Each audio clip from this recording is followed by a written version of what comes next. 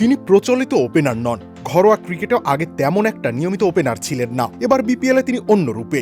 রংপুর রাইডার্সের প্রকাণ্ড দুর্দিনে তিনি হাজির হলেন ওপেনার হিসেবে।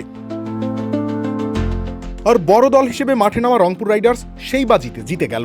আরও একবার ওপেনার হিসেবে নিজের সক্ষমতা জানান দিয়ে গেলেন হৃদয়। মিরপুর শেরেবাংলা জাতীয় ক্রিকেট স্টেডিয়ামে ঢাকা ক্যাপিটালসের বিপক্ষে এবার ৬২ রান করলেন ৪৬ বল খেলে।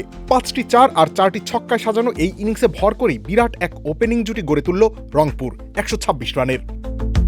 সুস্বাদু বাদাম, তিল আর স্বাস্থ্যকর গ্লুকোজ সব মিলিয়ে প্রাণ পিনাট বার। প্রাণ পিনাট বার, স্মার্ট কিছু খাও। আর সেখানে ডেভিড মালানের সাথে হৃদয়ের অবদানটাও ভুলে গেলে চলবে না।